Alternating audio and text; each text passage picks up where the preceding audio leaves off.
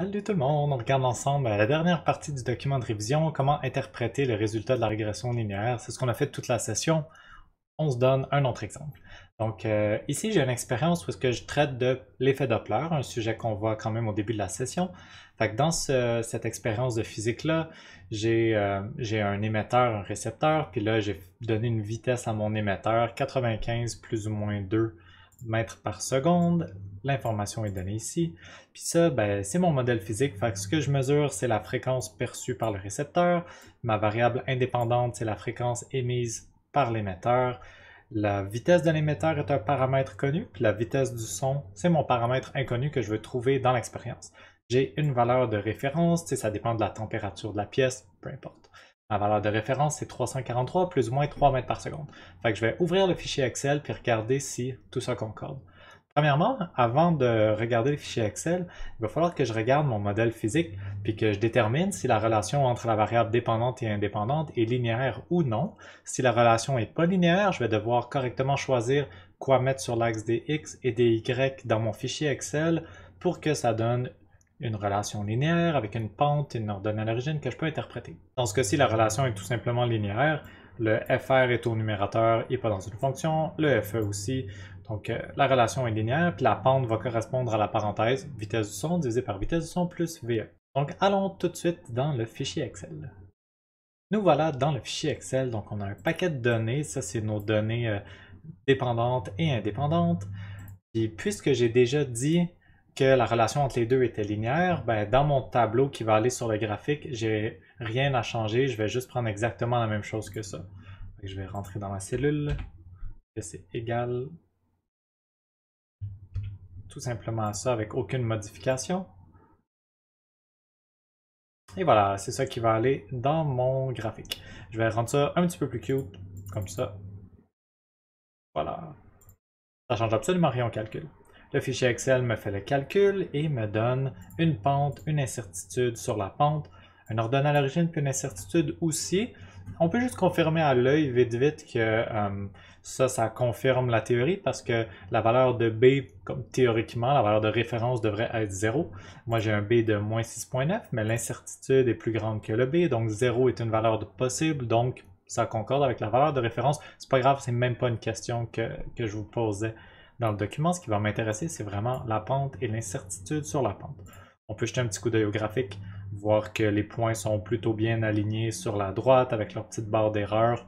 C'est encourageant. La régression linéaire semble avoir du sens. On revient dans nos données. Ici, je me suis fait juste quelques petites cases pour avoir une information connue. C'est la vitesse de l'émetteur et son incertitude.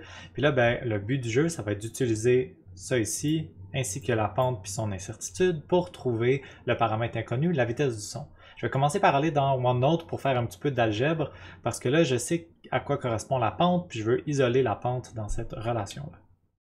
Donc, je sais que la pente, le A, est égal à la vitesse du son sur la vitesse du son plus la vitesse de l'émetteur. C'est tout. Mais là, je vais faire un petit peu d'algèbre, puis je vais isoler la vitesse du son là-dedans.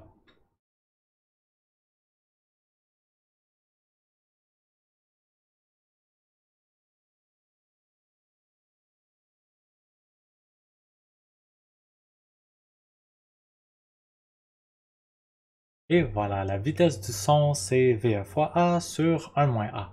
Fait que je vais venir programmer ça dans mon fichier Excel pour juste demander à Excel de me calculer la vitesse du son à partir de ces deux paramètres-là. Puis ensuite, je vais faire mon calcul d'incertitude, puis finalement, je vais me prononcer sur la concordance. Ok, on est dans Excel, on va se pitonner ça ici.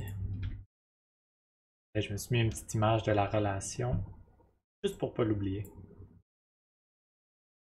Voilà ce qu'on veut calculer.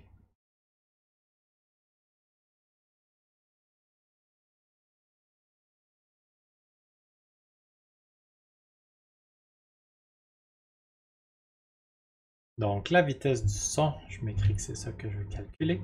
La vitesse du son me donne approximativement 356 mètres par seconde. C'est encourageant, je sais que la réponse est 343, fait que juste vite comme ça a l'air pas pire. Maintenant, je vais vouloir l'incertitude qui est un petit peu plus tendante à calculer. Incertitude sur la vitesse du son.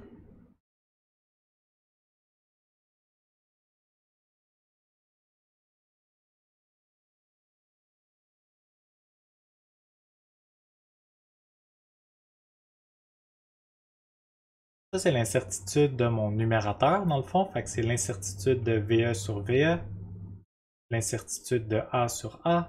Puis au dénominateur, il faut que je fasse l'incertitude de toute cette affaire-là, 1 moins A, divisé par toute cette affaire-là, 1 moins A.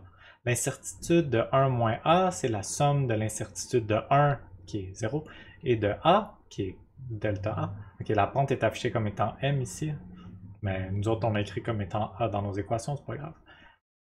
Fait que l'incertitude du dénominateur, c'est juste delta A. Fait que delta A divisé par 1 moins A.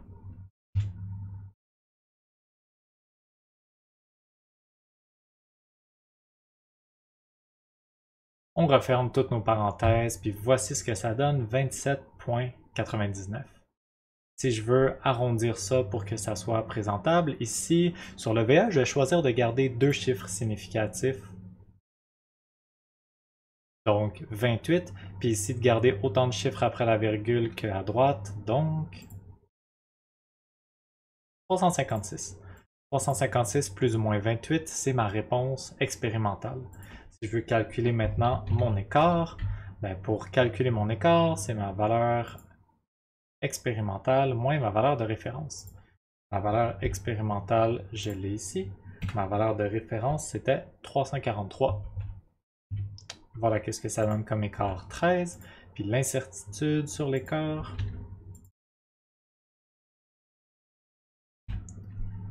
Ça va être égal à l'incertitude sur mon résultat, plus l'incertitude, la valeur de référence qui était 3. Si je voulais le présenter correctement, il faut que j'arrondisse ça avec un seul chiffre significatif parce que ça commence par un 3, fait que je ne peux pas garder les deux. Fait que je vais être obligé de sauter en notation scientifique puis de dire que ça, l'incertitude, c'est 3 fois 10 à la 1. Puis ça, ben, ça va être 1 plus ou moins 3 fois 10 à la 1 mètres par seconde, c'est mon écart.